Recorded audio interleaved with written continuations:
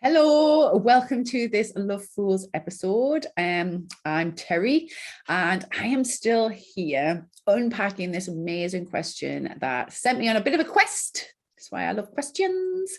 They sent us on a bit of a quest for understanding, and it was a great question because I'm a designer. I design systems that align with nature, that are life affirming. So systems that work in harmony with nature rather than moving against it. And that can be as individuals, our individual system, as a collective, or as a wider thing, how the world operates and creating systems in the world. For example, I create garden systems. But actually, what's really interesting is the same principles apply to us as individuals as they do in relationships and in projects, like creating a garden. Now, I unpacked this a really amazing question, which was, why can't people change, or why can't people reach their goals once they've consciously set a goal? Why do they fail to reach it? And it's taken 3 episodes to unpack this answer. So if you haven't caught the previous 3 episodes, you might want to, but this is going to be a bit of a summary episode. So after I have explained these all in the past 3 episodes, I've looked at individual, how we do this to ourselves, what we do to ourselves that can impact this decision to make a change, what our relationships with other people can affect this decision to make a change, and how the environment, how the world, how that we operate within can affect us making this change. So I'm going to do a little summary because I went through so much in them episodes that I just felt like actually I need to summarize this. There's quite a lot that's gone on, and there's only so much time you can fit in each episode, right? So now we've got 4 episodes around this, but I think it'll be really, really worth it. And I'm so grateful for you listening and sticking around. Hello, if anyone's watching on YouTube as well. Hello. Thank you for watching. It's great to see you. If you didn't know, if you're just listening on She Speaks or one of the other podcast platforms, you can actually go and see my face if you are so inclined and watch on YouTube, or if you're happy just listen. So yeah, there was a few things that after I'd said them for the episodes, that just kind of came back as like something to reaffirm or that needed to be added for it to make a bit more sense, whatever it is, because I think actually this question is used a lot to damage us. It's like a weird dynamic we've got where we build each other up and try and motivate each other for change, and then when we make a change, if we fail, it's then used to like beat us back down, either to ourselves or each other. But it is a bit of a habit I think we've got into in our society, in this stream that is moving us. And one of the things that I wanted, that kind of came up after I'd, especially in particularly when considering ourselves, how we treat ourselves. Often when we're trying to make a change, it is about understanding these ebbs and flows of life. It's understanding the difference between how we move and how life moves us. Understanding the difference between when to stay where you are and when to make a move. Understanding when you need to be nurturing and tolerant of your space and where you are and how you are now, and when you need discipline and a little bit more energy to move somewhere else. Navigating that, gaining the perspective of that movement and putting it to good use is really important. And that's really what mastering any sort of change in your life is about, because we can't just magically change overnight as much as we'd like to think we could, or it's that simple. It's not that simple. Sometimes things are instigated that quickly. And that's what these crisis points are, that force us to change, or, mindset shifts that suddenly makes it possible to think we can change. They can happen quite instantly, but the process of change takes a bit of time. And especially for a long-term change, if we're constantly trying to move in a different direction, that we're being pushed or pulled by the people around us, by the mainstream, then it's actually just navigating these movements and finding the mastery of navigating these movements, like surfing, trying to, know when to move and know when to give, know when to push and pull. And that mastery can then be adapted for ourselves, for others and the world. So I just love how it all interconnects, and that felt really important to just bring back after everything I said, because there are all these reasons why we might make a move and then fall back to where we into a similar pattern that we had moved out of, and beating ourselves up about that is certainly not helpful. We just making the effort to move is a huge effort, and that needs to be congratulated. And once we've moved, we can never be back in the same situation we're in, because we are always moving, and we are naturally always moving. And when we choose to make a move, that is something that takes a lot more effort. It takes a lot more awareness, self-control, all these things that challenge us as humans to move out of our patterns. It takes a lot, so it is to be congratulated, and it's also to be something to be aware of, because if we do want to stick to that move, then yes, obviously we need to congratulate ourselves and understand how much effort and energy that took, but at the same time it's like, well, if you want to move in that direction, you're just going to have to continue with that, aren't you? And yeah, those challenges can be real and difficult depending on the more momentum that we've got or haven't got as we're trying to make those moves. So I just wanted to kind of reiterate that all of this is about expressing how we can and do always have a choice, and navigating those choices depending on what's best in the situation that we're faced with is like the mastery of making a change. And that's certainly more so what I talk about, especially some of the tools that I teach with life design and things. It's not about constantly going against the flow. It's about going with the flow and then realizing where an opportunity to move comes in. And seeing that, so every time we move and we gain perspective, it makes it easier for us to see these opportunities and know when and how we can move, what we're capable of, how it's going to affect the people around us and all these different things. Because every change that we make is holistic.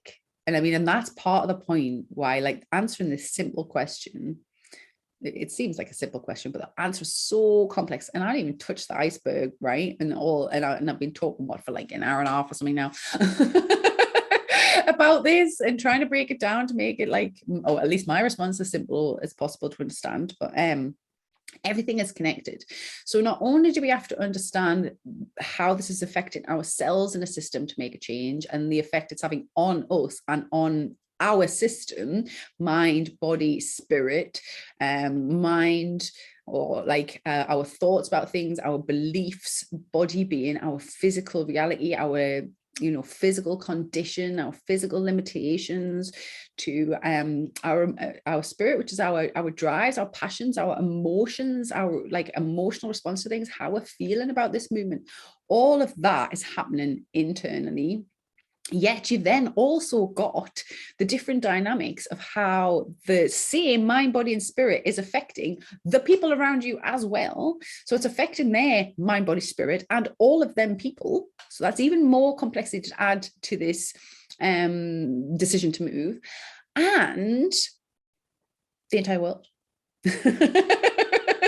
Not to make it too big, but the environment. So if you choose to move, you change in your environment. If you choose to whatever, like physically, we know if we like move house, it's going to change our environment. It's going to affect that neighborhood. It's going to affect all the people that live in that area. Might be in a very subtle way, but it's still going to affect them in one way or another, and it's going to affect them mentally, spiritually, and emotionally. So that complexity is what you need to be aware of, essentially, if you're trying to make a change, because if you're not aware of that, you're not going to be able to change. And there's also an oxymoron in all of this discussion that I just want to highlight, that actually nature just wants us to flow with it, to go with it. And it's only us as humans that have this condition where we can choose to change perspective and gain more perspective and change and find change. Okay, so there's a couple other little additions to this answer that popped up after I recorded. And one of them applies to the way society is structured, right? And if we are making a change, if we want to make a change, because we have this ability as humans to choose to make a change, right? We have that self-awareness and that ability that other animals don't. That's how we've evolved. And it adds a lot of pressure, okay? That in itself, to have that choice adds pressure. If we are going to make having that choice it be pressure, to add even more pressure onto putting that choice, it almost makes the conflict of, well, why would I do it? Okay, why would I make this change when I could just not use that energy and go along? And that is also an absolutely fine choice to make. And we need to support the people who are choosing to just go along, who are choosing not to make a change, to just ride their life path how that was given to them, and that's the choice that they make. That's a valid choice. And something else that was really interesting that is linked to both the idea of how we've created society and how we've adopted that as a humanity, so dealing with others, is this complex merging we have created within ourselves. Because I talked a bit about identity in the second episode. We talked about other people and how we identify. But what we've often mixed up is the way the container and structure of support has been shaped in our society is mixing up this idea of who I am, who you are, being dictated by what you do and how you move. We use that idea of what I do and how I move to value each other as to how much support that they need, or how much structure we're going to allow them, how much stability.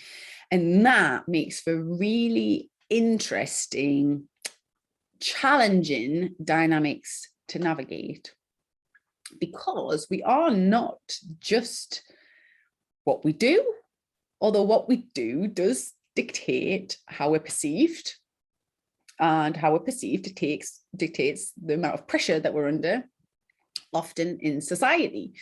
And I just find that really interesting. And I didn't mention it in the last episode because, well, I didn't have time. I was babbling on, I was talking loads. I don't know if you caught it, but have a listen. But what we do and how we move can affect the shape of the space around us that we take up and things. And often that how we move gives people clues as to what they're going to judge us. So my point being that letting go of those ideas, that what I do is linked with who I am, and that who I am is held together by all these ideas about myself and how I respond to the world and the people around us, it just kind of creates this really open space that can be really challenging and uncertain to navigate. And that is it's a really, really big driving point of how or why we can lose track of where we're going if we essentially kind of lose track of who we are, based on the idea that we've started to do things differently. And it's really important for our sense of direction to have an understanding of who we are. It just helps the strategy we create in our mind. And this is how it's all created, all this connected in mind, body, and spirit. Because without that strategy in our mind of where we're moving to, we can be moving aimlessly, and that can make us risky, which can then affect our relationships with others. And then that can mean that we're pushed more to the edge of the mainstream, which means that we don't get as much support as we would like or need. And therefore we start to move differently again. Do you see how these choices to move and move differently really do affect everything? And choosing to move, to make a choice to change, especially if we're being pulled, vastly in a direction, can mean a lot of struggle, letting go of, disconnecting from, mind, body, and spirit elements. Physical things we're attached to, mental ideas of ourselves that we're attached to, spiritual stories and emotions and feelings we've felt for years about ourselves or about other people or about the world have to change in order for us to make this change. So any change that you choose to make, and there's a difference, a very big difference between change that just happens because of how we flow and change that we choose to make. The effort is monumentally different, and it's really difficult to do that. And once we can really understand that if we want to make that sort of change, whatever change it is, whether we think it's a big or a small change, it takes a lot of consideration, a lot of energy that we're maybe not aware of. And this is why I bring it around full circle to the first conversation I had that sparked this whole response. It's about making small steps is easier. Instead of, you might want to make a big change towards a big goal, but just consider each small step and take one step at a time and navigate the responses of each step that you've made, rather than try to take huge leaps, because huge leaps really do shake the boat, and they really do. I mean, sometimes that's useful, sometimes that's what we need to do. And again, this is where the understanding the journey and how we can move and when we can move is part of that movement. But just doing it in smaller, realizing that we can make one small change every day that's going to take us into a different direction, instead of having to make a huge jump and a leap, which sometimes, like I say, sometimes we can leap from there to there. Sometimes we can just take tiny little steps up the spiral staircase and around and up, and we can gain different perspectives, move in different ways, and be in different places. But it doesn't actually matter the amount of change required. The process is the same. The consideration is the same of how, whether it's a small change that has more subtle effects, or a big change that has really drastic effects. It doesn't actually matter to the ability or the way that we move, and the way that we find success when we want to make a change. I think a big difference between people who we consider successful, who we see have made that big effort in a move, and then they become these heroes, right? They become these heroes in this story of humanity. Oh, they managed to move from there to there because we know how challenging that is, right? They tend to have done it in small steps, because what I've seen, or even in my own experience as well, when I made big leaps, it is possible to make a big leap, but it's really difficult to move in the way that is required when you're in that new space, if you haven't got used to moving in new ways to get there, if that makes sense. So we're going to go for like dancing, you might have been dancing the cha-cha. I'm not a dancer, by the way. I'm sorry. I don't know why this keeps coming up, but you might have been dancing the cha-cha. Your family might be cha-cha dancing people, and you've been in this mainstream that likes to dance cha-cha, and you decide, I want to waltz.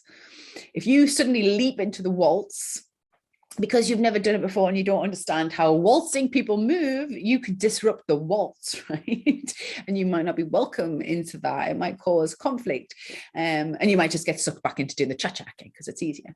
But that's the difference. If you've been making small steps, if you've actually just started to, I'm just going to slightly alter my cha-cha into a bit more of a waltz. So every day that cha-cha is becoming a little bit more like a waltz. You kind of don't disrupt the cha-cha people quite as much. You'll make a bit of a change, which might cause a bit of a ripple, and they'll be like, oh, she's doing something differently, and I'm not sure I like the way that moves because it ruins my cha-cha. But it's not going to make as much of a disturbance if suddenly you're not there cha-chaing with everyone else. Sorry for my metaphors, gosh. But the same thing goes when you reach in the people who are waltzing. It's not so much of a big drastic arrival in that energy of the waltz if you've slowly been adapting your cha-cha into a waltz. Does that make sense? I hope it makes sense. There's something there about synchronized swimming.